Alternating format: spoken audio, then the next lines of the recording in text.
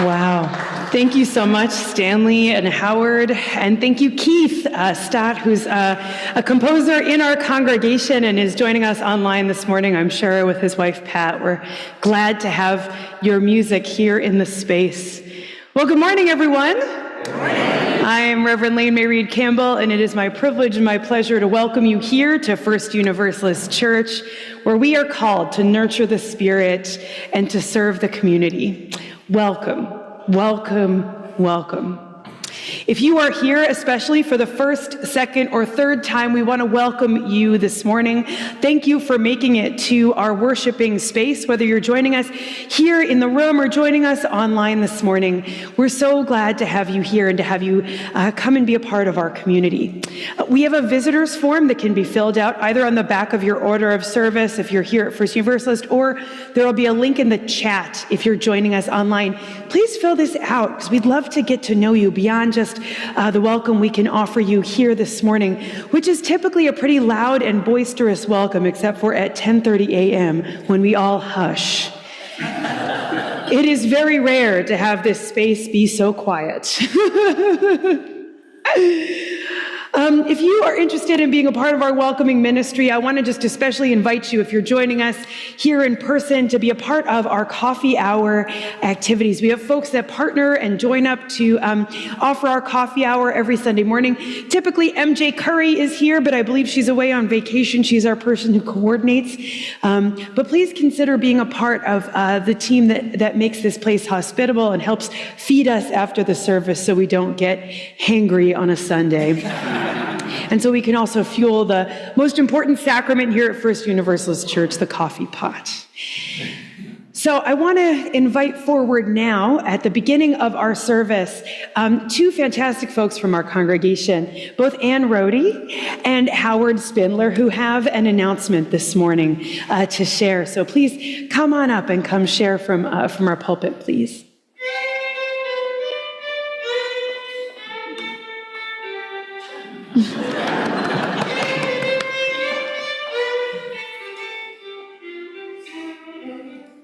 Can you name that tune? All right. Well, I'm Ann Rohde. I'm a retired teacher, and I got pretty good evaluations each year, but one area of improvement was always to increase my use of visual aids. So I'm going to show you this beautiful photograph, which I keep at home, of the Sargent window at this church. This photo was taken by Harriet Sutherland, who was a member of this congregation and a great photographer. Harriet hasn't been around for a while as she moved out of town as she got older, but there are many of us here who remember her. Well, Harriet passed away last year, and Howard and I are here to announce that Harriet has left the church a significant bequest, about $323,000. Let's just take a breath on that. Wow. Harriet, like so many before her, clearly wanted for this church to continue to spread its message of love and justice. There are a number of us in this sanctuary who have named the church in our wills or estate plans, and you'll be hearing more about that later this year. So meanwhile, with profound gratitude to Harriet, the Board of Trustees, incidentally, we got this news in just this past Thursday at the Board of Trustees meeting, and we were just as dumbfounded as you all are this morning. Just, what are we supposed to do with this? Well, we decided we better announce it. The Board of Trustees is trying to decide how best to use these funds. A leading thought, of course, is to use some of it to fund the ventilation project that you've all been hearing about, trying to open up this space so that we don't die in the summer. And a good portion of that also will be used to grow our endowment here at the church. As your stewardship chairs, Ann and I wanted to let you know how this bequest connects with our stewardship campaign. And here's the connection. Harriet, like so many now and before her, regularly made an annual pledge to the church. The pledges we'll be asking you to make in the next few weeks are for the regular operations of the church, what it costs to keep our services going, the heat, the staff, the music, and so forth. So that's the annual budget. Now, large bequests from departed members are always a great thing. They help us to fund longer-term projects, bigger things, and to ensure financial stability over the long haul. And they do not change or reduce the need for today's members, including Howard and me and all of us, to support the church with as generous a pledge, an annual pledge, as we can. So, with joy and gratitude for Harriet's generosity, we'll continue to invite you to join the legacy of people who keep the lights on today. Next Sunday, oh boy, you'll be receiving your pledge cards and briefly hearing some information and specifics after the service about this year's stewardship campaign. Come, come, whoever you are. And so with our pennies from heaven, we'll be here, and we hope you will be here too. Thank you. And I'm going to leave this down here. Thank you so much. And let's just hold a moment in our hearts of gratitude for Harriet. I did not know her. I imagine some of you here did. I imagine some of you here are hearing her name for the first time. What a generous and kind gift. And I hold a moment of profound gratitude for all of you and for your generosity and for your joining in this congregation with us. Whether you are here for the first Sunday, second Sunday, or you've been here for 50 Sundays, 1,000 Sundays, we're grateful all of you are here this morning. Before we take a moment to connect with our neighbor, a very important part of our service, let us take a moment to also connect between our folks who are joining us online and our folks here in person. So if you'll turn back towards our Progress Pride flag, turn towards Hope, and offer a wave. We're grateful you're here with us this morning, folks joining us online. And if you're here at First Universalist today, please turn to your neighbor and offer a greeting. If you're joining us online, please pop into the chat. We'd love to hear from you.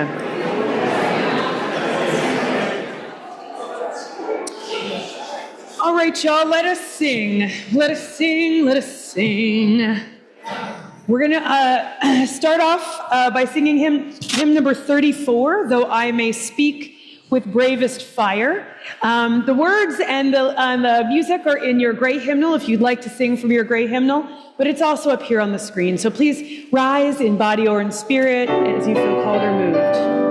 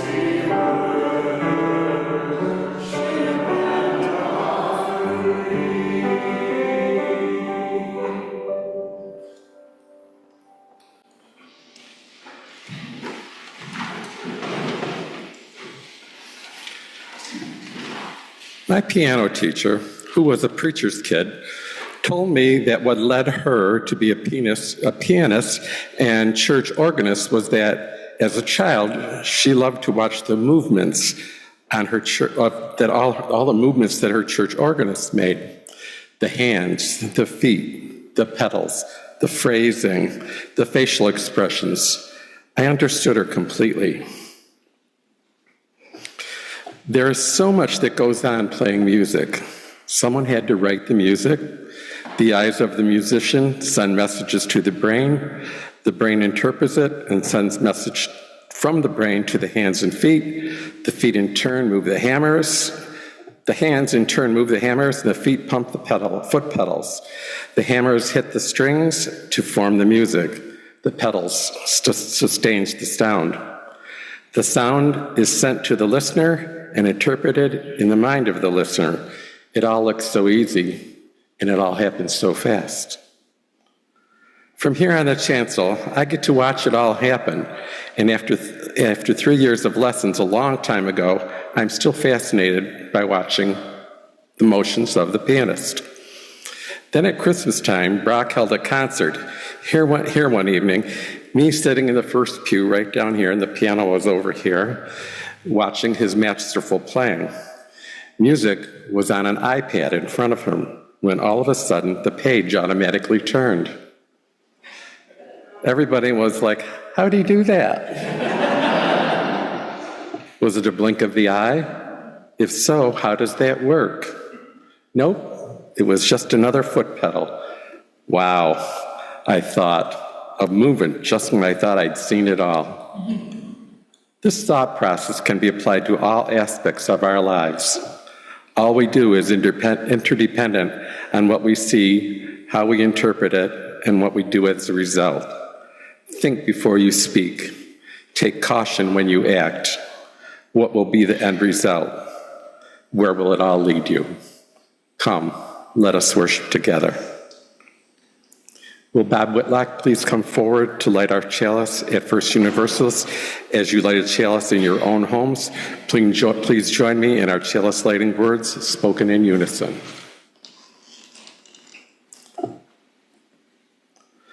May we be a people of welcome, here to grow in heart and mind and spirit, and may we reach out to serve our community.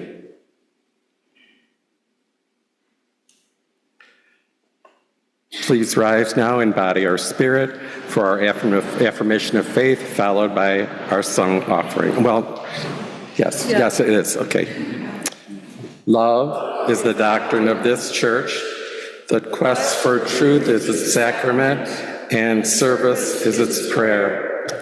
To dwell together in peace, to seek knowledge and freedom, to serve humanity in fellowship, to the end that all souls shall grow into harmony with the source and meaning of life. Thus do we covenant with each other and with all. And before we sing our song offering, will you please take a seat? As Steve Farrington comes forward to offer some words about our upcoming stewardship campaign. Okay. Good morning, friends.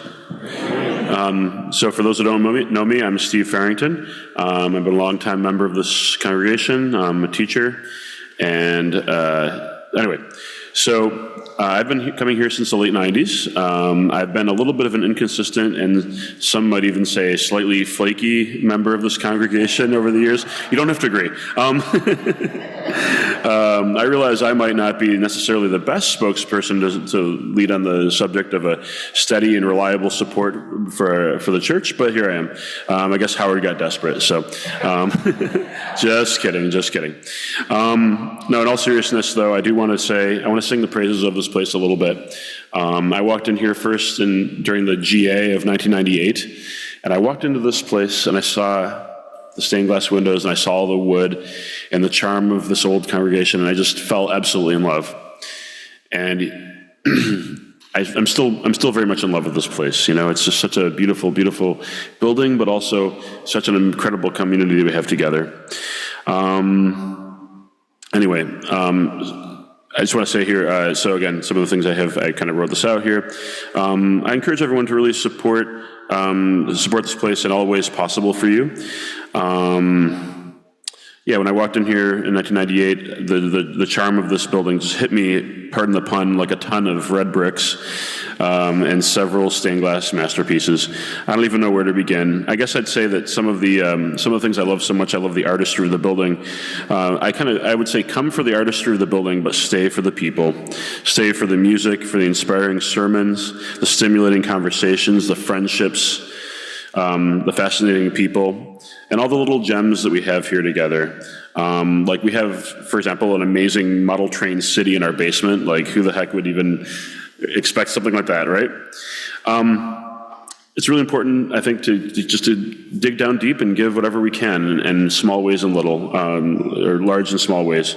We really need to keep this is a very important place. We need to keep the lights on, the staff paid, and it's such an important gem, such an important place for the city of Rochester, for our community, and the lives of so many people here.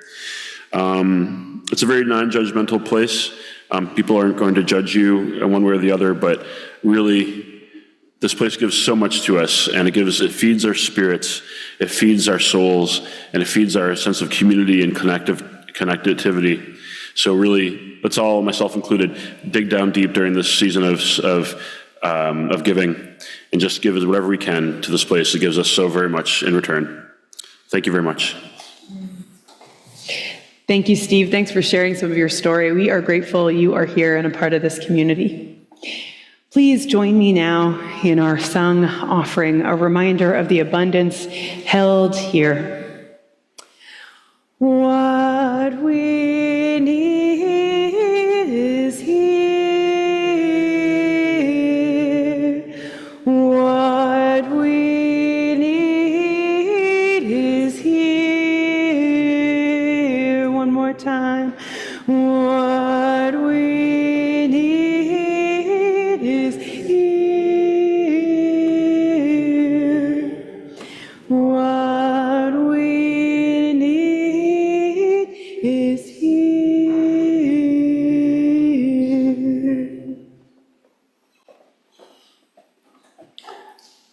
Faith, hope, love, and trust. The four corners of this church that hold up the roof of our beautiful sanctuary. But they alone do not support the dome. Attached to faith, hope, love, and truth, out of our view, is a network, a spider's web of trusses holding up the dome. Without both aspects of construction, the building would fall like a house of cards. It is not just the construction of the building that makes this a church. The construction just makes it a building. It is the constant flow of congregants in and out of the door since 1906 that have made this building a sacred space where those whose paths have led them here find faith, hope, love, and truth. Without its people, it's just another building. Like faith, hope, love, and truth, and the web of trusses, I invite you to join them in support for the future of this liberal faith we so love and practice in its space, and love and practice in this sacred space. The offering will now be given and gratefully received.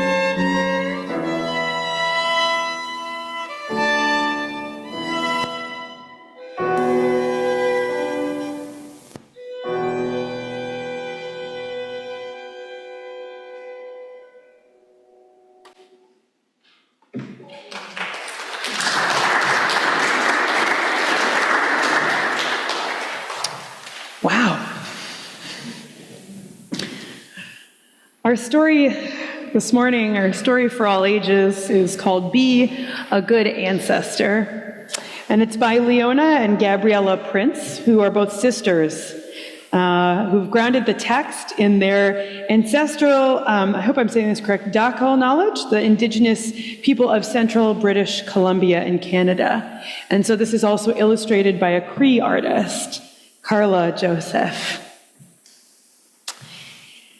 And these are our instructions. Be a good ancestor with water.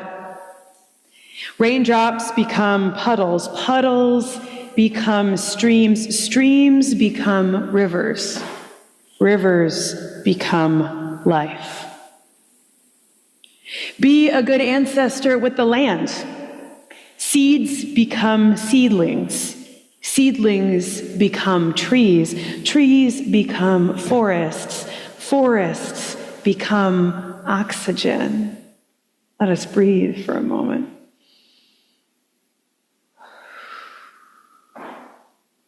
Be a good ancestor with living things that fly. Eggs become hatchlings. Hatchlings become fledglings. Fledglings become eagles. Eagles become iconic.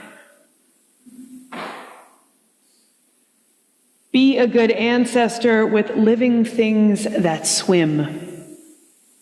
Eggs become alevins. Alevins become fries. Fries become sockeyes. Sockeyes become nourishment for some of us. Be a good ancestor with living things that walk. Newborns become cubs. Cubs become young bears. Young bears become grizzlies. Grizzlies become balance. Be a good ancestor with your neighbors. Neighbors become friends. Friends become communities. Communities become nations. Nations become allies. Be a good ancestor with your thoughts. Thoughts become ideas. Ideas become actions. Actions become movements. Movements become change. Be a good ancestor with your words. Words become expressions. Expressions become stories. Stories become narratives. Narratives become truth. Be a good ancestor with your feelings. Feelings become compassion. Compassion becomes understanding. Understanding becomes belief. Beliefs become values. Be a good ancestor with yourself. Children become adults. Adults become leaders. Leaders become elders. Elders become ancestors. Be a good ancestor. Therein ends our wisdom for this morning. If we have any children with us who would like to make their way upstairs for activities up in our child care room, please do so.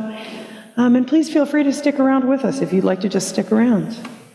And let us sing together our doxology.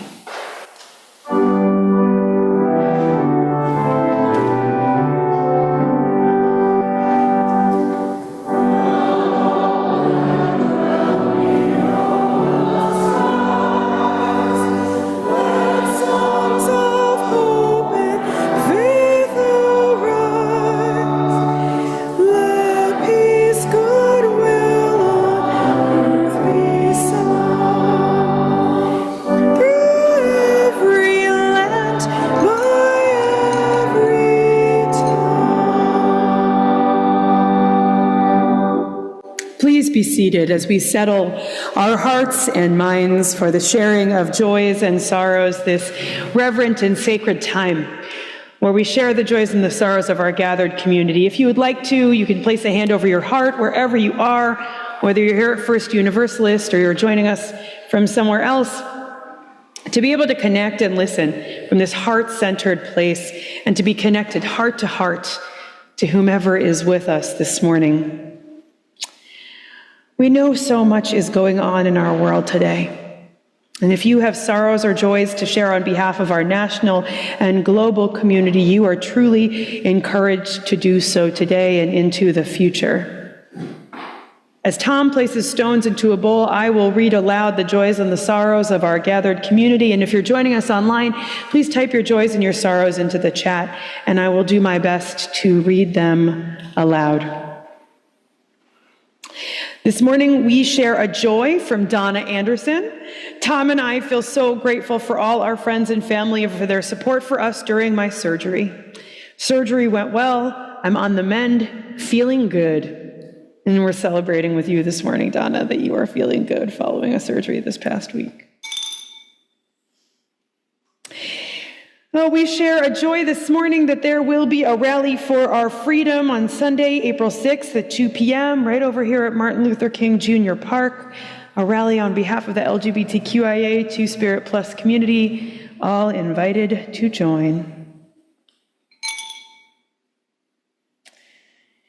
And a reminder that next Sunday is Transgender Day of Visibility. There will be activities all over our city, including a march at 1 p.m. and a Vespers service at 4 at First Unitarian. We share a joy from Susan Reedy, I'm assuming, to be recovering from tough colds. We are grateful that that is the case for you. And we share a joy from Pat Stott, Keith's wife. The prelude, so beautifully performed, is in honor of Keith's 96th birthday this week. Happy 96th, Keith. My word. Richard Reed shares a joy that this past Wednesday, it was great to be Dr. Doolittle at the Cracker Box Animal Sanctuary alongside Beth Ayers. We hope you got to see so many fantastic animals. Oh, Michael Scott shares grieving for the UURoc, the University of Rochester, which has reversed course and is now actively opposing unionization of graduate student workers. Holding all of those student workers and all those who seek better rights for their labor in our hearts this morning. Oh, John Luke shares a sorrow this morning. The two of the early and founding members of the Rochester Theater Organ Society passed away. We share two sorrows on behalf of Tom Williams. The first, our daughter's partner, Todd McMahon, suffered a heart attack early this morning and is now in ICU in recovery. And we are holding Todd and also your daughter, Tom, in our hearts. The second, a friend, Bonnie Bauerschmidt, fell and is in rehab at St. John's Home. So thoughts, please, for both.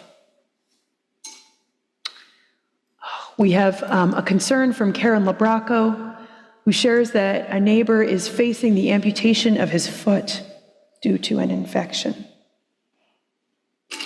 And we also share a joy from Elena and Rob, who are recovering from the stomach flu and eating real food again. We are wishing you good meals, good food, and a sustained recovery.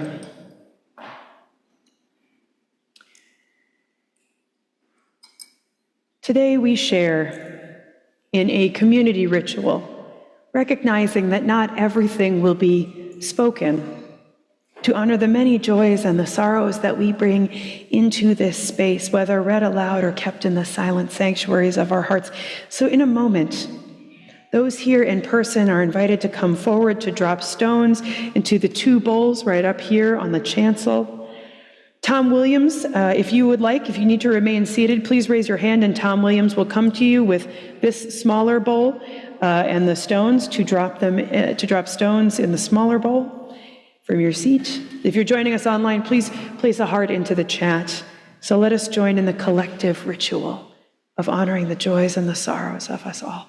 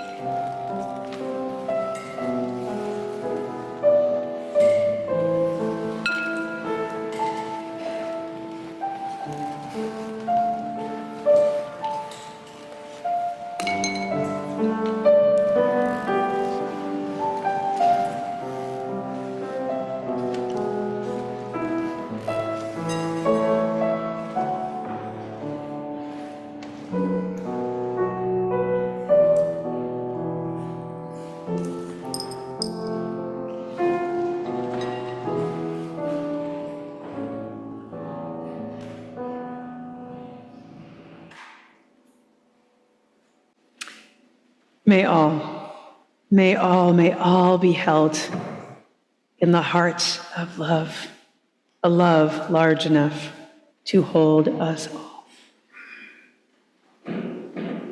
Dear ones, I want to invite you into a time of prayer and meditation,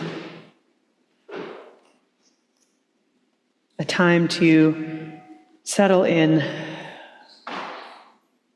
And while we may be indoors this morning, I want to just invite you as we begin our prayer time to imagine the most beautiful spring day that we had this past week. To just bring your mind, your body, and your spirit back there. To feel the warmth on your skin or the rain on your skin if the most beautiful spring day for you was a rainy one. To maybe bring to mind the buds that we see, the little green shoots sprouting up out of the earth as we enter into this time of prayer and meditation.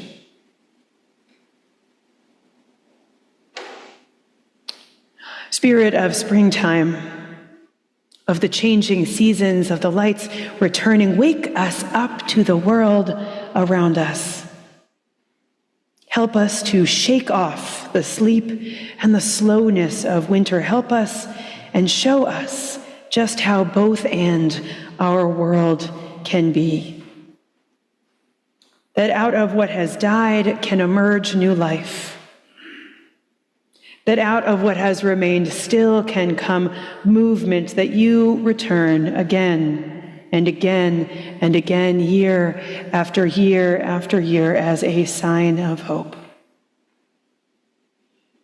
Shine light upon what the darkness has hidden, unveil to us when it is time to kneel down, to be back in relationship with the earth, the soil, the seeds, the roots, the grass. As the seasons turn on again, off again, on again, as this season turns on again, off again, on again, remind us that nothing is as straightforward and predictable as some of us would like. Let the sun shine in when it is here. Let the rain and the wintry mix continue to fall. Let our hearts be nourished. Like the buds slowly appearing, let this time be a reminder of new life, where new life is to be found in our hearts, in our spirits, in our bodies, in our minds. In the silence, in the stillness, let us hold together what we hear in this season's shifting time.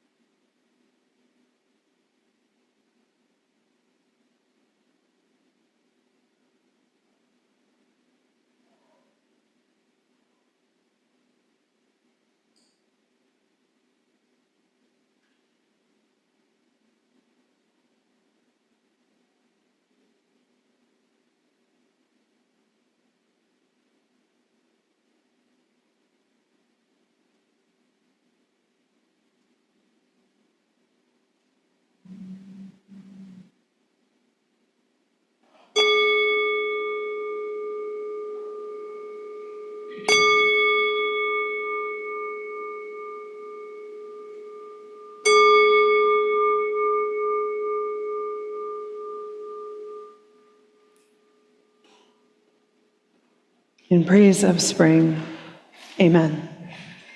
Blessed be, and may it be so. This morning's hymn of contemplation is a loving kindness meditation taken from the Buddhist tradition, or learned from the Buddhist tradition, might be the better word. This is an act that we can partake in at any time, and it may be a spiritual tool that we need especially for times like these.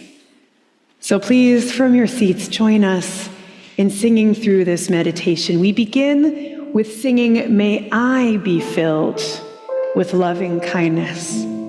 And we spread that loving kindness out to others. So please follow along with me.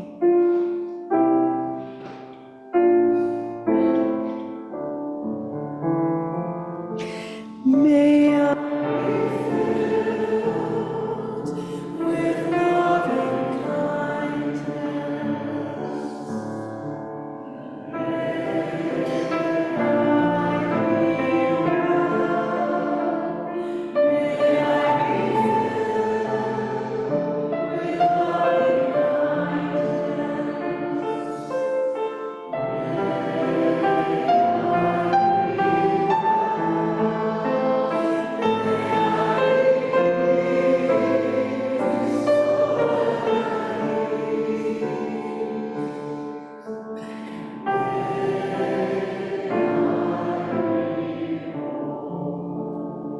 Now, as we sing through the second time, we'll sing, "May you be filled with loving kindness." And I want you to just bring to hearts and mind, bring into your mind's and heart's eye, someone that you love, someone whom it is easy to love.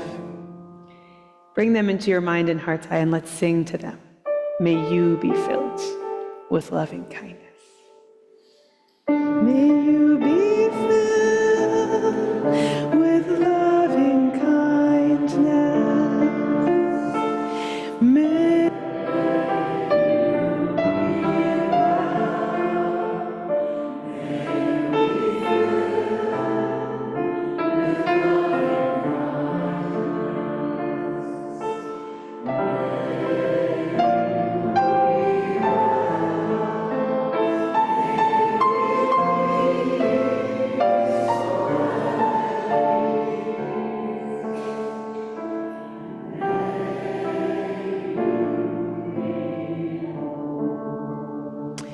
Now we will sing again, "May you be filled with loving kindness." Bring to mind somebody that you are concerned about. Someone you know who might be sick, or who might be in need of healing, who might be struggling with addiction, who has been on your mind this week. And let us sing to them. May you be filled. May you be filled with love.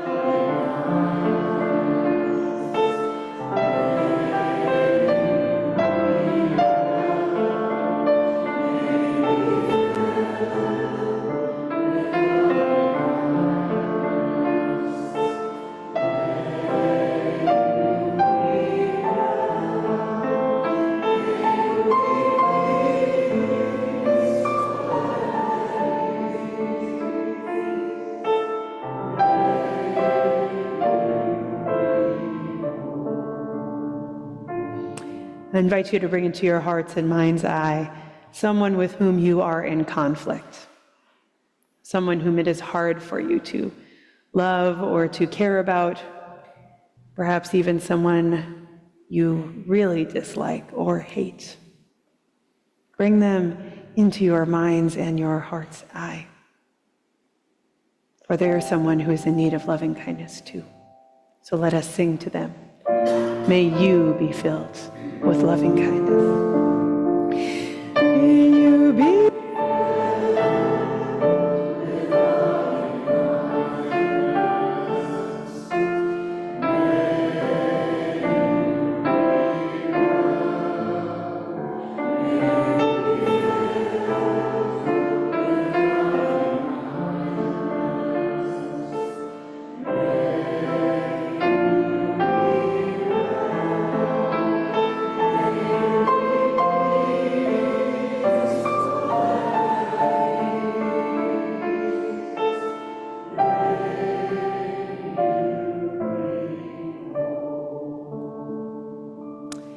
Out of the love we share with those in our lives, we also allow our hearts to expand.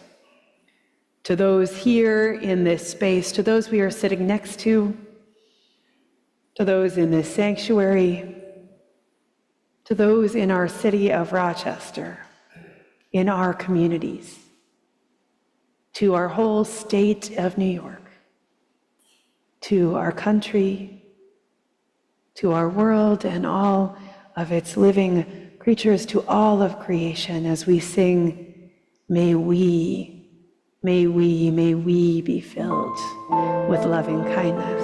Let us sing together. May we be filled.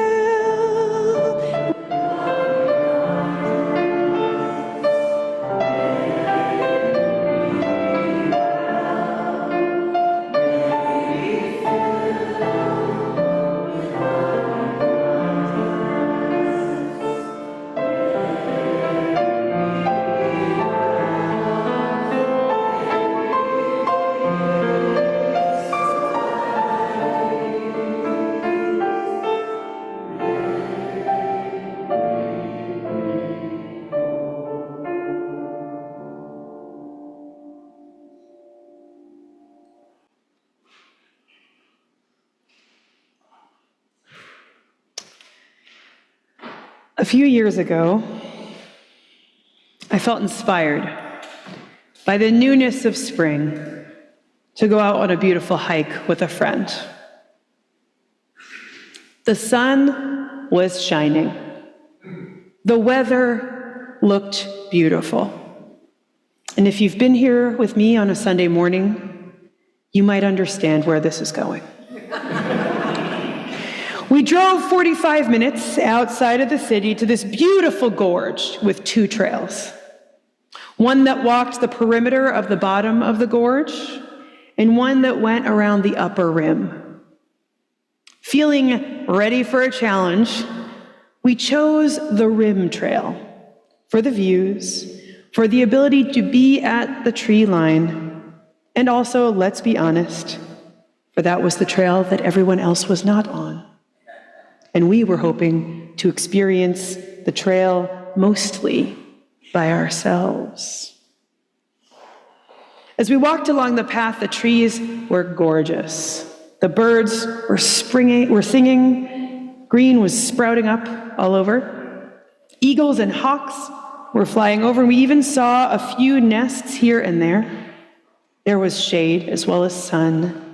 And when we approached a particularly sunny break in the trail, a place to see perfectly over the edge where the trees cleared and there was this beautiful rock ledge to view the tree line and to even see to the other side of the rim trail, we got caught in the beauty of it all and failed to see a huge black snake sunning itself right there on the rocks.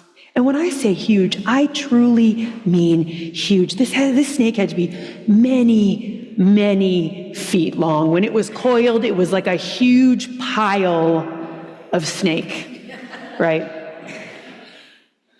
And while it was coiled up, it was black. It just blended in with the rocks, did not see it. And when we noticed this snake, the snake was making it quite clear that they too were looking for an experience of this sunny spot without interruption or too much intrusion. So we made our way. Now, I am someone who has a pretty big fear of snakes. I understand there are probably people in this room who believe that snakes are beautiful and that they're the best. Maybe you have a pet snake at home. I am not one of those people. And I noticed that as we continued down this trail, my experience shifted. I was now looking more to the ground, worried about another snake interaction. Were they going to come out of the bushes? Was I going to step on one or something? I was now more cautious approaching these scenic overlooks, whereas before my eyes were up and towards the trees and the birds. Now my eyes were down on the trail, hoping not to risk any more encounters. I got that sort of tunnel vision sense. As we turned the bend and made it around the second half of the rim, looking across to where we had been, the weather turned. As spring is wont to do, rain began. And at first we were like, yeah, totally, just a few drops. We can handle this. And then it began to pour. The trail had mostly emptied out. We had it to ourselves finally.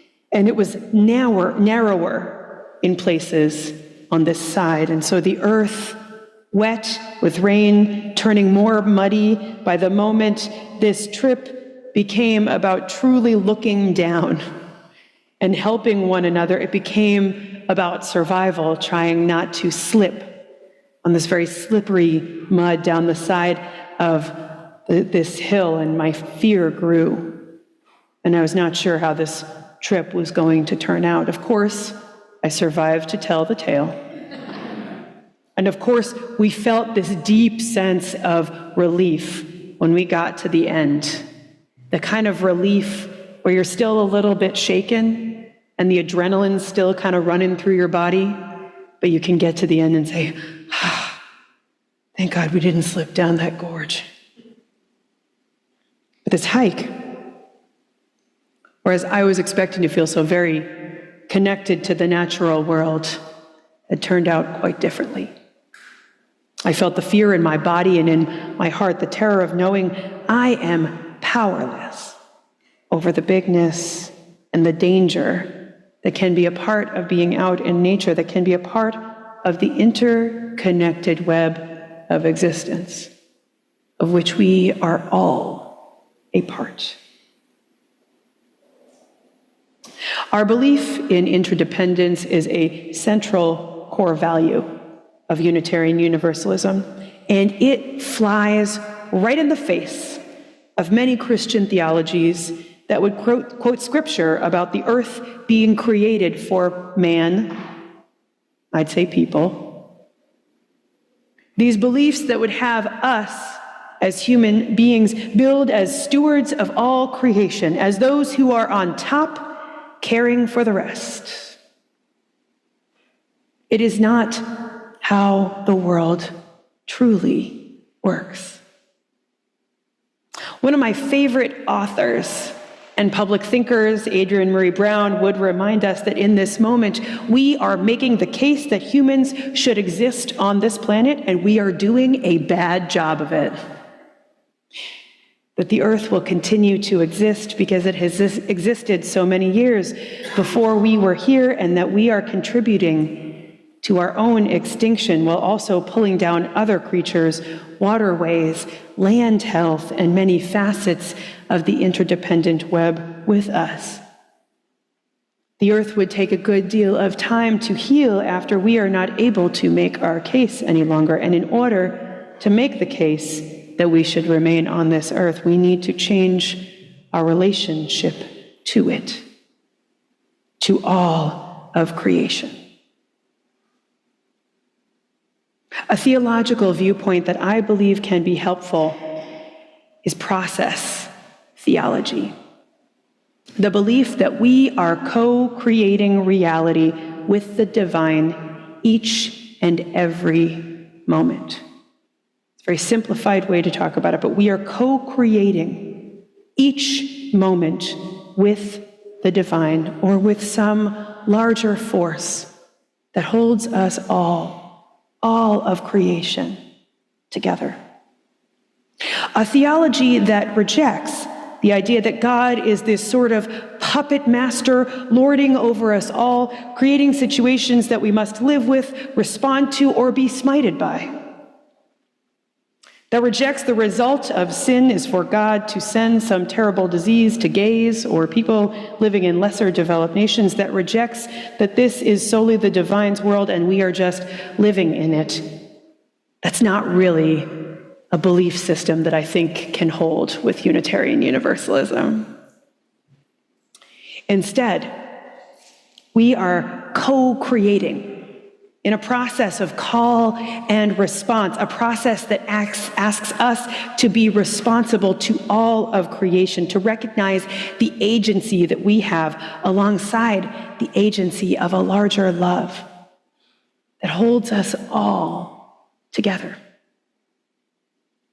An example from the grandfather of process theology, Alfred North Whitehead, who I actually don't encourage that you read a ton of, but if you love academic writing, go for it. He brings forward this image of a butterfly flying through the air. Kind of similar to our story this morning. We've seen it, right? We've seen a butterfly just sort of floating and flittering, little trajectory from one place to another, maybe from one flower to another. These butterfly wings create a small wind that can change the trajectory of a seed falling through the air, shifting where it might land to be planted. A small wind that interacts with other winds created by other animal wings, as well as the winds that blow over the land directed by weather patterns, winds that can create strong and powerful storms, winds that knock over trees. It is a sort of an answer to that age-old question. If a tree falls down in the forest and no one is around to hear it, does it truly fall? Does it truly matter? When people say no, what we most often mean is that it truly doesn't matter to human beings. But does it matter to all of creation? To say that it does not matter ignores the shift in a home for the beings who live in and on the tree. And it ignores the lives of those upon whom the tree might fall. It ignores the future of that tree, where moss might grow on the trunk might be hollowed out, or perhaps even new trees might sprout out of the stump, all creating opportunities for growth, for home, for the trajectory of the tree's life to change, for the forest to change. Co-creating that future relationship with all of creation, in relationship with the patterns of life and death that hold all of existence, changed by the wings of a butterfly, changed by the falling of a tree. Process theology is a Christian-inspired theology, but we know it is not a unique philosophy to that tradition. Come on. I think of Taoism, which invites us to see human beings as one part of an interconnected web of existence, to see animals as our equals, to recognize the value of the natural world and to live in deep relationship to it. I think of indigenous traditions here in the so-called United States and all over the world who seek relationships of reciprocity, in whose very core is the belief that all is give and take, that our very survival as human beings is dependent on the generosity of the earth, for which we give offerings of thanks and sacrifices of sweat, tears, labor, to be sure to honor the relationship. One of my teachers in the ways of the Black Madonna, Hettian Grobler, wrote a bit about the interconnected web philosophy of Vedic thinking. She also included this important quote from Alan Watts. She writes, "In the Vedic philosophy of India, the spider is depicted as covering the ultimate reality with the veils of illusion. Indra, who is a god in that tradition, Indra's net is used as a metaphor for the Buddhist concept of interpenetration, which holds that all phenomena are intimately connected. Indra's net has a multifaceted jewel at each vertex, and each jewel is reflected in all of the other jewels." Quoting Alan Watts, "When Indra fashioned the world, at every knot of the web he tied a pearl. Everything that exists or has ever existed, every idea that can be thought about, every datum that is true, every dharma, in the language of Indian philosophy, is a pearl on Indra's net. Not every pearl is tied to every other pearl by virtue of the web on which they hang. But on the surface of every pearl is reflected every other jewel in the net. Everything that exists in Indra's web implies all else that exists." A reminder today that our interconnected web is not just about being connected to other human beings. It is about being connected to all of creation. And this means that while we are not all intimately connected, we are all ultimately connected. That through these many, many metaphors and images, we can continue to acknowledge our interdependence. That it has been a piece of many traditions, of many conversations, both communally, interpersonally, that we can continue to wrestle with what it means to be in relationship with the world and with each other. Sometimes it feels easier to just ignore it all. I grow terrified and overwhelmed often when I pause to consider the reverberations of what is happening right now. I know many of you have been sitting with this, you've been sharing it with me, of just how out of relationship with this interdependent web of existence we have grown as human beings in the West, of all the ways we are seeing what has been built to be in better interdependent relationship torn apart. And I think often about how out of relationship we have been. Ways we have not wanted to see the echoes of our silence in moments when our voices and our movements were needed. Ways we did not want to see how our participation in global economy causes harm to people, to plants, to living beings, to all of creation. How the cell phones we carry around in our pockets, the screen I rely upon to preach to you from, these pieces that we rely upon to feel connected to the world are also built on extractive labor. In countries like the Congo and in Sudan, as we speak, places torn apart by war and conflict in which extractive labor practices play a huge role. Sometimes it feels more comfortable to remain unaware of the web that ties us all together, to just look towards my immediate connections, to not acknowledge how the web implies all else that exists. However, and it's a big however, this is where the hope for the future lies. It lies in our ability to continue to grow aware of the ways that our actions reverberate. It lies in the moments when we feel humbled and terrified by the bigness of the natural world and know that it is our job to be in relationship, not to withdraw. Hope is in realizing what our power is in these relationships and taking responsibility for that power in some way, doing our best to cease spending in ways that harm the environment and harm other people, making choices about our food, not adjusting to our government disappearing people under the guise of protection from terrorists or deporting gang members, making sure we do not get comfortable with the ways we know we are out of relationship with the earth, seeing where we can be active agents to make change, to keep revealing and unveiling what it is that is right in front of us. Growing practices to look up from the tunnel vision of the trail where we might be scared, to look up towards the treetops, even when we are in survival mode, even when we are afraid. Growing practices right here in this church of loving kindness, of looking into the faces of those around us and taking those practices out into our human community, to the earth, and to all of creation.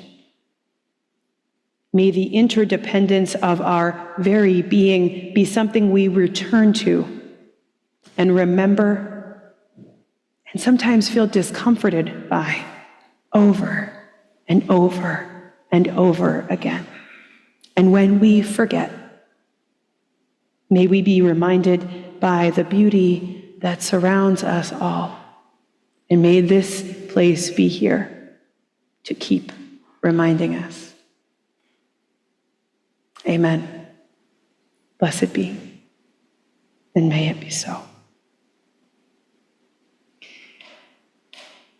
Dear ones, as we continue to unveil, reveal, we shall sing this morning, Wake Now My Senses.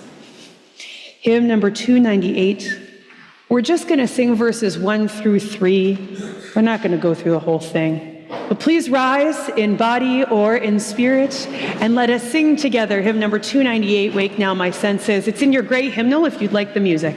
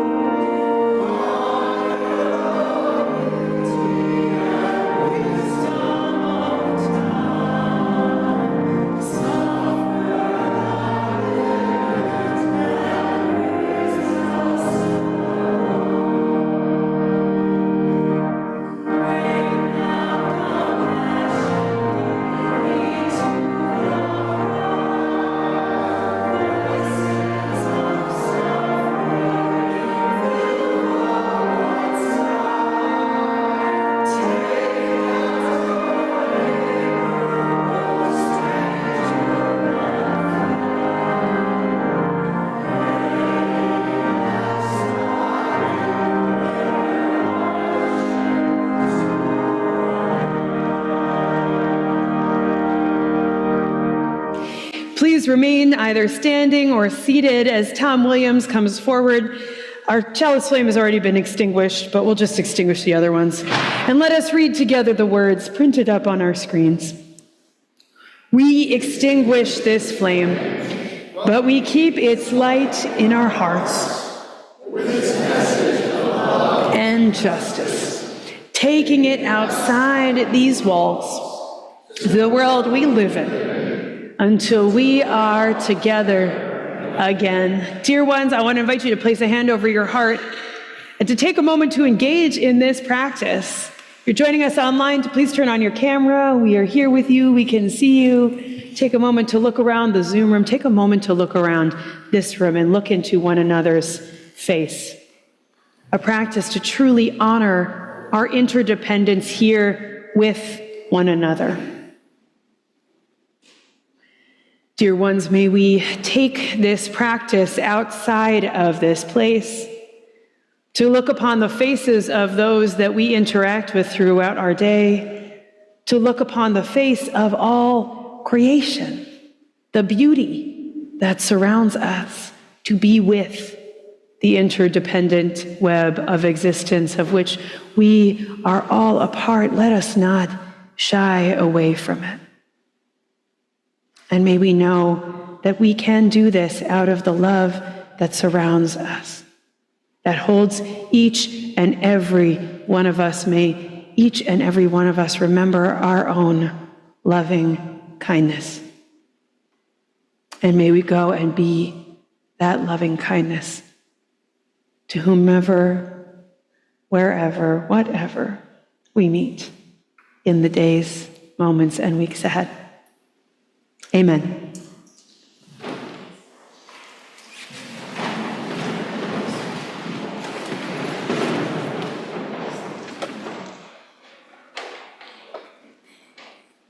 Folks, posted in a second.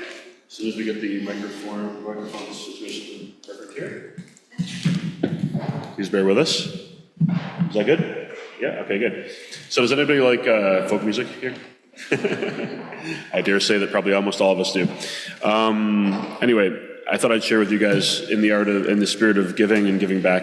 I thought I would share with you guys a gift that I've been practicing for a few weeks with both Brock and Howard. This is a beautiful song called "Crowded Table." It was written by Brandi Carlile. Has anyone heard of her? Yeah, she's kind of a hugely followed and beloved singer right now, Brandi Carlile. This song is called "Crowded Table," and briefly, let me say, the other church that I attend, which is St. Mark's and St. John's on Culver Road, it's an Episcopal church. This is a song we sing sometimes, and we sing instead of saying I want a house with a crowded table. Sometimes we sing I want a church with a crowded table, and I think this is a lovely metaphor for our spiritual home here at First Universalist that I encourage you all to support in every way that you possibly can. So with no further ado, here's your postlude. Feel free to sing along.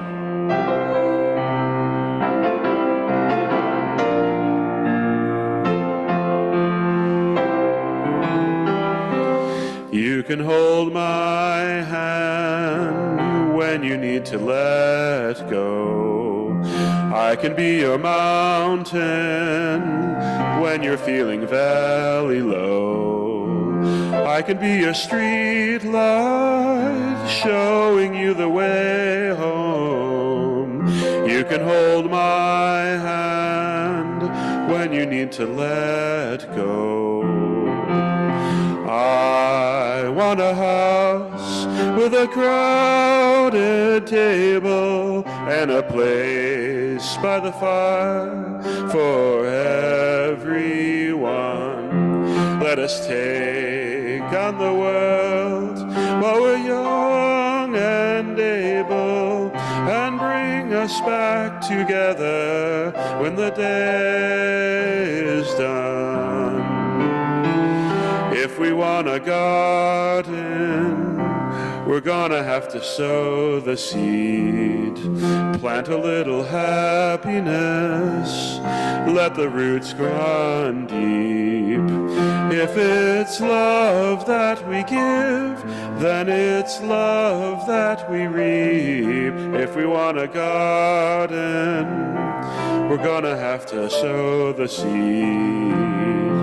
Yeah, I want a house with a crowded table and a place by the fire for everyone. Let us take on the world while we're young and able, and bring us back together when the day is done. The door is always open, your picture's on the wall. Everyone's a little broken, and everyone belongs. Yeah, everyone belongs. Oh, I want a house with a crowded table and a place by the fire for everyone.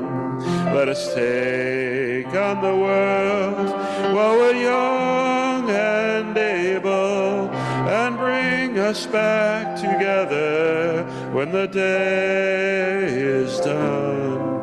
And bring us back together when the day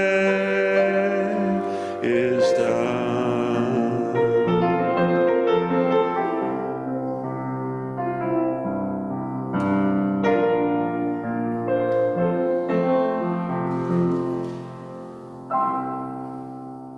Thank you.